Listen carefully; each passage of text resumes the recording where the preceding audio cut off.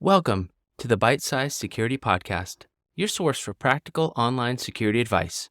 Join me, my guest, and sometimes my trained AI voice, as I explore ways to protect your digital footprint against the growing cyber threats.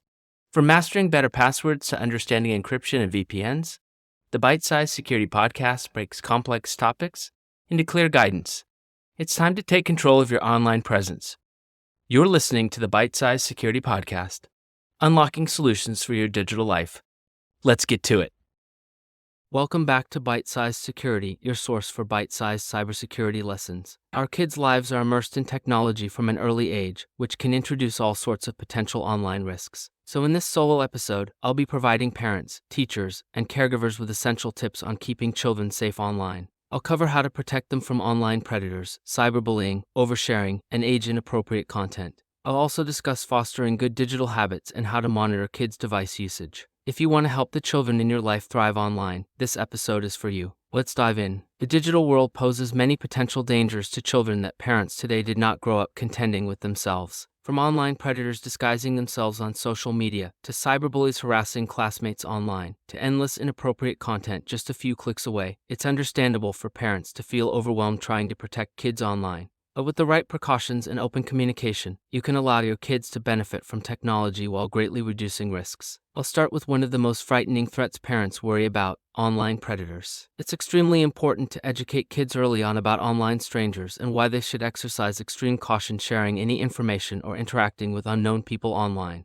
Make sure they understand that predators frequently disguise themselves as young people or claim false identities online to try and gain trust. Impress upon children that if they ever receive messages, friend requests, or comments from strangers, they should immediately tell a trusted adult. You'll also want to monitor kids' accounts and teach them to only approve followers, contacts they know in real life. For young kids, it's smart to disable private messages from strangers in app settings when possible, and remind them not to reveal private information publicly on profiles that could allow stalking or hacking, like their address, school, birthday, or location data. When it comes to discussing inappropriate content, you'll want to tailor the conversation based on your child's age. For young kids, establish clear rules against accessing apps, sites, or search terms you deem off limits, and consider using parental control tools to block mature content.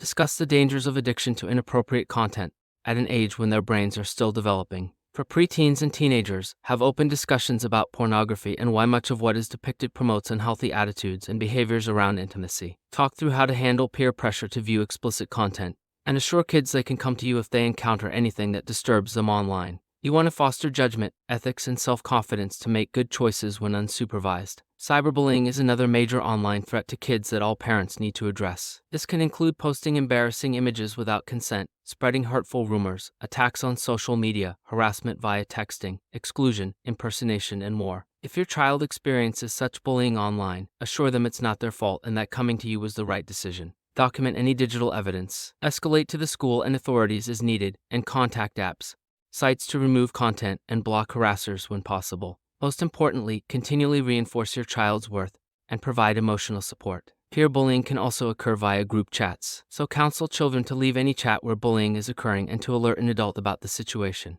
Role-play good strategies for handling peer pressure to participate in cyberbullying, and have zero tolerance for kids spreading cruelty themselves online, imposing consequences as needed. Kids often lack judgment around oversharing personal information online that can follow them for years. Discuss keeping profiles private, thinking carefully before posting anything embarrassing or controversial, and avoiding specifics around location, school, family details, and contact info. Set privacy settings on apps to limit what friends can share about your child also. To foster overall good digital citizenship and safety, implement family tech agreements defining acceptable usage and consequences. Discuss treating online friends kindly and avoiding profanity on public channels. Launch recurring conversations on topics like how their online world compares to reality, the permanence of the internet, and how everything leaves a digital footprint.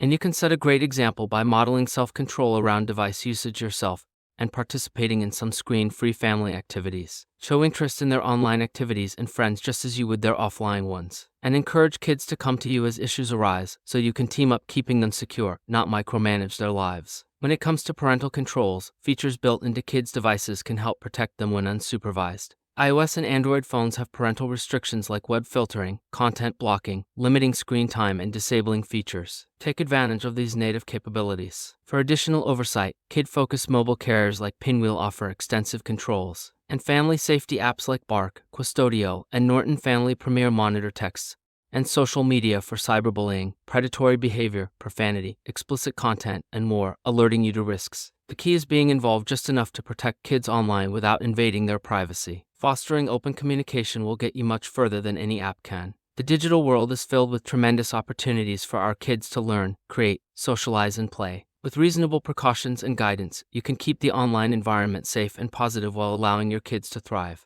That wraps up today's solo bite-sized security episode focused on protecting children online. Monitor their activity, have ongoing discussions, lead by example, and implement parental controls. But most importantly, foster open communication so kids feel safe coming to you for help navigating the digital world. If you have any other online safety tips, reach out. And tune in next time for more bite-sized cybersecurity advice. Stay safe. Check the show notes section of this podcast for more recommended sites with information on kids' online safety.